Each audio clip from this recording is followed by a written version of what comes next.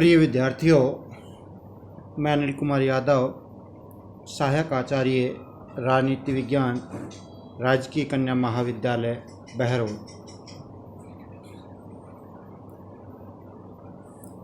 विद्यार्थियों, पिछले वीडियो में हमने मूल अधिकारों के प्रकार के बारे में पढ़ा था और मूल अधिकारों के प्रकार के संदर्भ में समानता के मूल अधिकार के बारे में चर्चा की थी। आज के वीडियो में हम मूल अधिकारों के दूसरे प्रकार स्वतंत्रता का मूल अधिकार, जिसका उल्लेख अनुच्छेद 19 से 22 में किया गया है, इसके बारे में चर्चा करेंगे। भारतीय संविधान के अंतर्गत जो स्वतंत्रता का जो मूल अधिकार है, मैं पहले बता चुका हूँ कि अनुच्छेद 19 से 22 में उसका उल्लेख है। अब इस प्रकार प्रत्येक अनुच्छेद की चर्चा हम इस वीडियो में करेंगे। तो सबसे पहले बात करें हम अनुच्छेद 19। अनुच्छेद 19 एक के तहत संविधान में प्रारंभ में 7 प्रकार की स्वतंत्रताएं भारतीय नागरिकों को दी गई थी, परंतु बाद में 44वें संविधान संशोधन 1978 के द्वारा संपत्ति के अधिकार की जो स्वतंत्रता थी उसको निलंबित कर दिया गया, अर्थात निष्कासित कर दिया गया, और संपत्ति की स्वतंत्रता का जो अधिकार है उसको एक कानूनी अधिकार अनुच्छेद 300 के तहत बना दिया गया।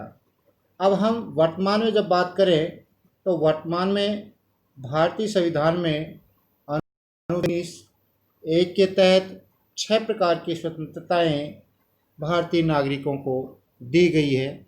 इससे पूर्व मैं आपको बताना चाहूँगा, अनुच्छेद 19(1) के तहत दी गई स्वतंत्रता केवल और केवल भारतीय नागरिकों के लिए ही है, विदेशियों के ऊपर ये लागू नहीं होते। मूल अधिकारों के अन्य जो अनुच्छेद है या भाग हैं वो नागरिकों के साथ साथ विदेशियों पर भी लागू होते हैं, परंतु यहाँ जो अनुच्छेद 19(1) के तहत जो 6 स्वतंत्रताएँ दी गई है, अर्थात कहें अनुच्छेद 19 केवल भारतीय नागरिकों के लिए ही है। अब बात करते हैं अनुच्छेद 19(1) के तहत जो स्वतंत्रताएं दी गई है 6 प्रकार की, उनकी। तो सबसे पहले जो स्वतंत्रता है वह है कि सभी नागरिकों को वाक और अभिव्यक्ति की स्वतंत्रता प्राप्त होगी।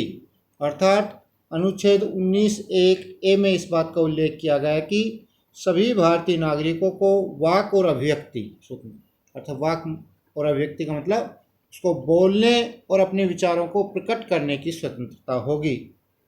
अब बात करते हैं अपन दूसरे प्रकार की स्वतंत्रता। प्रत्येक भारतीय नागरिक बिना हथियारों के शांतिपूर्ण रूप से सम्मेलन करने की स्वतंत्रता अनुच्छेद 19(1) में दी गई है। अर्थात निरायुध अर्थात शांतिपूर्ण रूप से बिना हथियारों के कोई भारतीय नागरिक सम्मेलन कर सकता है। अब तीसरे प्रकार की स्वतंत्रता की बात करें तो वह है कि प्रत्येक नागरिक को समूह एवं संघ बनाने की स्वतंत्रता अनुच्छेद 19(1) के तहत दी गई है।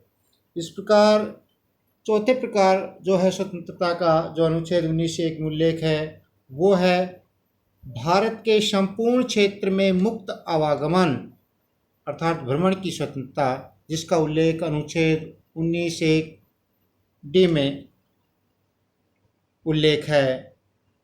अर्थात भारत के संपूर्ण क्षेत्र में स्वतंत्र रूप से कोई भी व्यक्ति भ्रमण कर सकता है।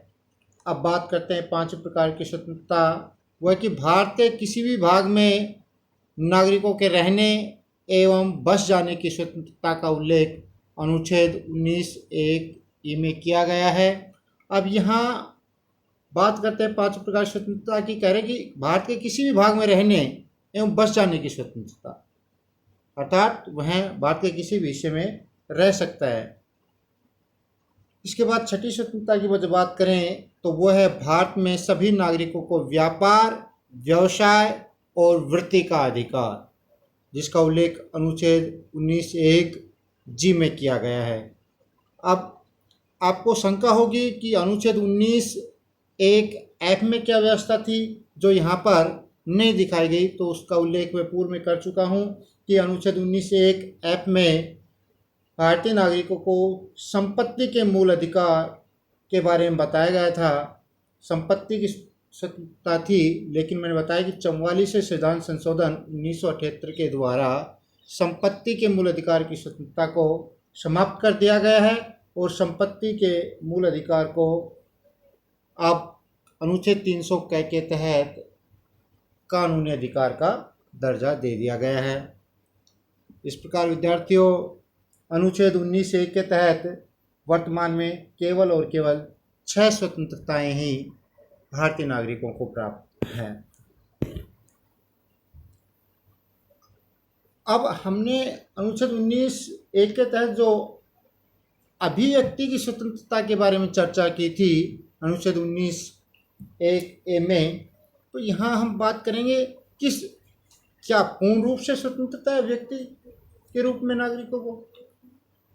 नहीं, कुछ परिस्थितियों में अभिव्यक्ति की स्वतंत्रता पर संविधान में प्रतिबंध लगाए गए हैं, अर्थात अभिव्यक्ति की स्वतंत्रता पर आरोप किए जाने वाले जो प्रतिबंध है उनका उल्लेख हम यहाँ करेंगे। भारतीय संविधान में अभिव्यक्ति की स्वतंत्रता पर कई प्रतिबंध आरोपित किए गए हैं, जिनका उल्लेख अनुच्छेद 19(2) से अनुच्छेद 19(6) में किया गया है। कौन कौन से आधार हैं जिनके आधार पर अभिव्यक्ति की स्वतंत्रता पर प्रतिबंध लगाए जा सकते हैं? तो उनमें हम सबसे पहले देखें, भारत की एकता और अखंडता एवं संप्रभुता यदि किसी नागरिक की अभिव्यक्ति की स्वतंत्रता के कारण प्रभावित हो रही है तो उस नागरिक की अभिव्यक्ति और विचारों पर प्रतिबंध लगाए जा सकते हैं भारतीय संविधान के तहत। फिर दूसरी बात करें, राज्य की सुरक्षा प्रभावित हो रही हो तो भी किसी व्यक्ति की अभिव्यक्ति की स्वतंत्रता पर प्रतिबंध लगाया जा सकता है। विदेशी राज्यों के साथ मित्रतापूर्ण संबंधों में अड़चन आ रही हो किसी व्यक्ति के विचार और अभिव्यक्ति के कारण, तो उस पर भी प्रतिबंध लगाए जा सकते हैं। दूसरी बात करें, लोक व्यवस्था के आधार पर सदाचार अथवा नैतिकता या न्यायपालिका की अवमानना हो उसकी अभिव्यक्ति से, किसी व्यक्ति की अभिव्यक्ति से, तो भी उस पर प्रतिबंध लगाया जा सकता है। तो इस प्रकार हमने देखा कि वाक और अभिव्यक्ति की स्वतंत्रता पर अनुच्छेद 19(2) से अनुच्छेद 19(6) में कुछ प्रतिबंध आरोपित किए गए हैं जो उसकी अभिव्यक्ति को प्रतिबंधित करते हैं। अब हमने अनुच्छेद 19(1) में ही वाक और अभिव्यक्ति की स्वतंत्रता के अंतर्गत जो अनुच्छेद 19(1) में उल्लेख किया गया है, तो इस बात आती है कि प्रेस की स्वतंत्रता, तो प्रेस की स्वतंत्रता भी अनुच्छेद 19(1) में अंतर्निहित है। भारत में प्रेस को सेंसर करने पर भी कोई प्रतिबंध नहीं है। भारत में शांतिपूर्ण स्थितियों में भी प्रेस को पूर्ण सेंसर किया जा सकता है, अर्थात प्रेस की जो स्वतंत्रता है उसका उल्लेख भी अनुच्छेद 19(1) में ही अंतर्निहित है। अब बात आती है आपातकाल का अनुच्छेद 19 पर क्या प्रभाव पड़ता है। आपातकालीन स्थिति में अनुच्छेद 19 को कौन कौन सी चीज़ें प्रभावित करती है, तो बात आती है अनुच्छेद 19 पर प्रभाव आपातकाल का। राष्ट्रपति आपातकाल अनुच्छेद 352 के अनुसार लगा सकता है, जिसे राष्ट्र आपात के नाम से जानते हैं। राष्ट्र आपात अनुच्छेद 352 के अनुसार यदि बाहरी आक्रमण, युद्ध, सशस्त्र विद्रोह के आधार पर आपातकाल लगाया जाता है तो स्वतंत्रता के अधिकार पर दो प्रकार के प्रभाव देखने को मिलते हैं। अनुच्छेद 358 के अंतर्गत स्वतंत्रता का अधिकार अनुच्छेद 19 स्वतः ही समाप्त हो जाता है, अतः राष्ट्रपति की घोषणा की आवश्यकता नहीं होती। अर्थात राष्ट्र आपात के समय अनुच्छेद 358 के अंतर्गत जब बात करें तो स्वतंत्रता का जो अधिकार 19 के तहत वो स्वतः ही समाप्त हो जाता है, राष्ट्रपति को अलग से कोई घोषणा करने की जरूरत नहीं पड़ती। परंतु अनुच्छेद 359 के अंतर्गत स्वतंत्रता का अधिकार अनुच्छेद 19 लागू होता है तो वह अपने आप नष्ट नहीं होता, बल्कि राष्ट्रपति की घोषणा के अनुसार ही उसे समाप्त किया जा सकता है। अर्थात इसके लिए राष्ट्रपति की पूर्व घोषणा होना जरूरी होता है। अब बात करते हैं हम अनुच्छेद 20 की। अनुच्छेद 20 किसी व्यक्ति को अपराध के लिए दोष सिद्धि के संबंध में संरक्षण अर्थात सुरक्षा प्रदान करता है। भारत में किसी भी व्यक्ति को उतनी मात्रा में दंड दिया जा सकता है किसी अपराधी को जो उस समय विधि में वर्णित हो, अर्थात जिस विधि का तत्कालीन समय में उल्लंघन किया हो। किसी व्यक्ति ने कोई अपराध किया है और उस समय जो कानून लागू है तो उस कानून का जो उल्लंघन हुआ है उसी मात्रा में किसी भी व्यक्ति को दंडित किया जा सकता है, उससे अधिक नहीं। अर्थात बात करें हम कि व्यक्ति से जो अपराध हुआ है उस अपराध होने के बाद नया कानून बनाकर उस अपराधी को दंडित नहीं किया जा सकता। जिस समय जो कानून लागू है और उसका जो उल्लंघन हुआ है तो उसी के आधार पर उस व्यक्ति को दंडित किया जा सकता है। इसके बाद बात आती है, किसी व्यक्ति को एक अपराध के लिए दो बार दंड नहीं दिया जा सकता, अर्थात दोहरा दंड निषेध। इसको समझना बहुत ज़रूरी है। अनुच्छेद 20(2) में इसका उल्लेख किया गया है, दोहरा दंड निषेध, यानी कि एक ही अपराध के लिए एक से अधिक बार उसको दंडित नहीं किया जा सकता अपराधी को। लेकिन बात आती है दोहरे दंड में केवल और केवल जब बात करें तो वो केवल न्यायपालिका का जो दंड है उसी को दोहरे दंड की श्रेणी में लेते हैं कि केवल न्यायपालिका के द्वारा एक अपराधी को दो बार दंडित नहीं किया जा सकता। इसी के अंदर अनुच्छेद 20(3) में एक बात कही गई है कि किसी भी व्यक्ति को अपने विरुद्ध गवाही देने के लिए बाध्य नहीं किया जाएगा, जिसका उल्लेख अनुच्छेद 20(3) में किया गया है। अर्थात तीन बातें यहाँ पर हैं अनुच्छेद 20 के अंतर्गत कि अपराध के लिए दो सिद्धि के संबंध में संरक्षण के संदर्भ में कि कोई भी व्यक्ति जिस समय अपराध करता है उस समय जिस कानून का उल्लंघन उसने किया है उसी के आधार पर उसको दंडित किया जाएगा। अपराध करने के बाद नया कानून बनाकर उसके आधार पर उसको दंडित नहीं किया जाएगा। जो जिस समय जो कानून लागू है और जिस कानून का उसने उल्लंघन किया है उसी को आधार मानकर उसको दंड दिया जाएगा। दूसरा, अनुच्छेद 20(2) में मैंने बताया कि एक अपराध के लिए केवल एक बार ही न्यायालय द्वारा उसे दंडित किया जाएगा। दोबारा दंड उसी अपराध के लिए, अन्य अपराध के लिए दिया जा सकता है, लेकिन एक अपराध के लिए केवल और केवल एक बार ही दंड दिया जाएगा। अर्थात दोहरे निषेध की बात यहाँ अनुच्छेद 20(2) में कही गई है। इसके बाद अनुच्छेद 20(3) के अंतर्गत मैंने तीसरी बात बताई थी कि कोई भी व्यक्ति स्वयं के विरुद्ध गवाही देने के लिए उससे बाध्य नहीं किया जा सकता। अपनी इच्छा से वो गवाही दे सकता अपने विरुद्ध, लेकिन उसे न्यायालय के द्वारा या पुलिस के द्वारा स्वयं के विरुद्ध ही गवाही देने के लिए बाध्य नहीं किया जा सकता। यहाँ थोड़ा सा हम प्रकाश डालेंगे दोहरा दंड। दोहरे दंड शब्द जो है वो अमेरिका के संविधान में वर्णित है, वहीं से हमने अपनाया है। दोहरे दंड का अर्थ है न्यायपालिका के द्वारा दिए गए दंड, अर्थात न्यायपालिका किसी एक ही अपराध के लिए एक अपराधी को दो बार दंडित नहीं कर सकती। हाँ, एक ही व्यक्ति को न्यायपालिका के द्वारा अलग दंड दिया गया है और प्रशासनिक व्यवस्था के द्वारा, कार्यपालिका के द्वारा अलग दंड दिया गया है, तो वो दोहरे दंड की श्रेणी में नहीं आता है। अब बात करते हैं हम अनुच्छेद 21, जीवन एवं दैहिक स्वतंत्रता का अधिकार। अनुच्छेद 21 काफ़ी महत्वपूर्ण है।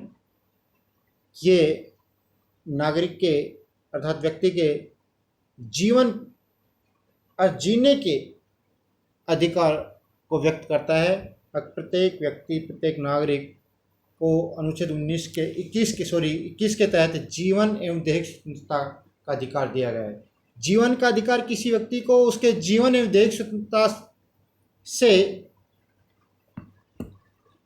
विधि द्वारा स्थापित प्रक्रिया के अनुसार ही दंडित किया जा सकता है। अर्थात किसी व्यक्ति के जीवन के अधिकार को समाप्त नहीं किया जा सकता, केवल और केवल विधि द्वारा अर्थात कानून द्वारा स्थापित प्रक्रिया के अनुसार ही उसको उसके जीवन से मुक्त किया जा सकता है।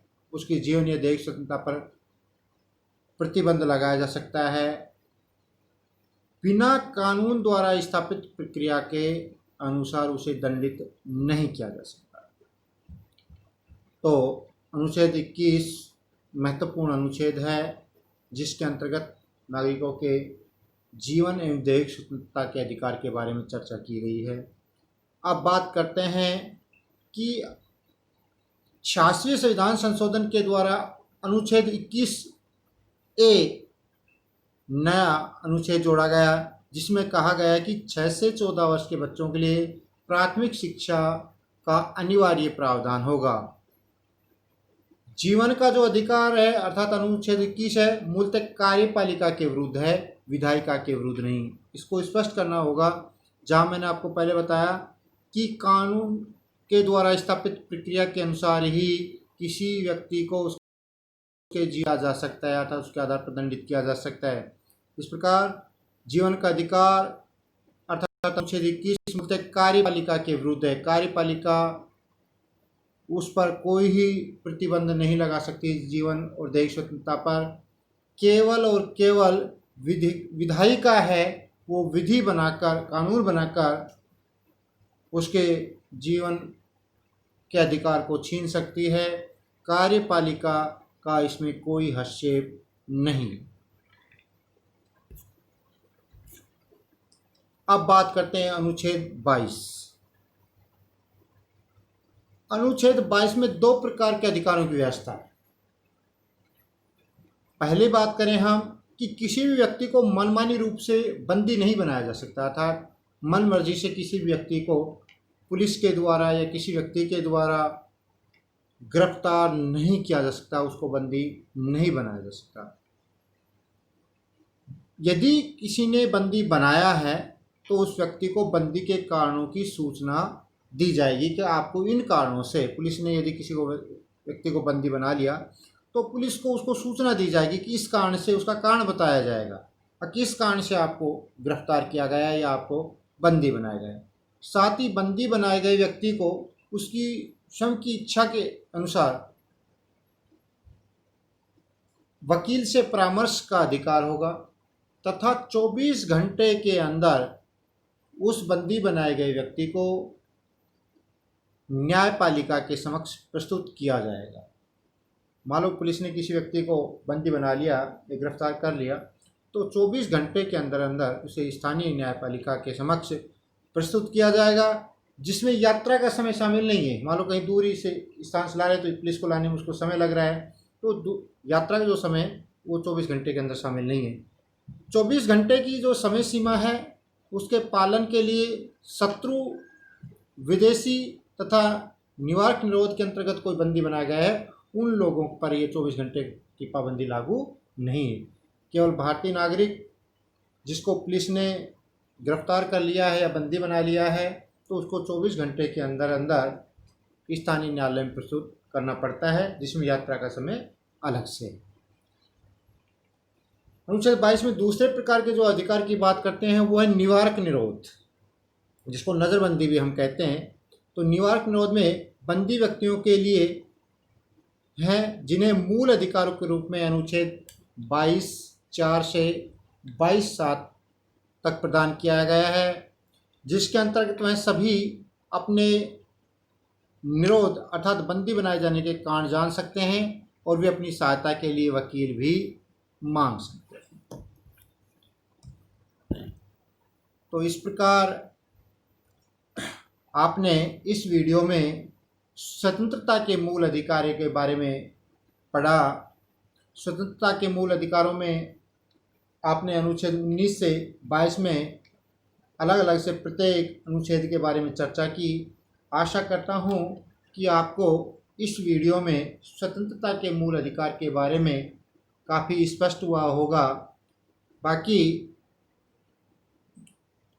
वीडियो के माध्यम से हम पूर्ण रूप से तो इसको स्पष्ट नहीं कर पाते क्योंकि समय की बड़ी बाध्यता होती है। थैंक्स।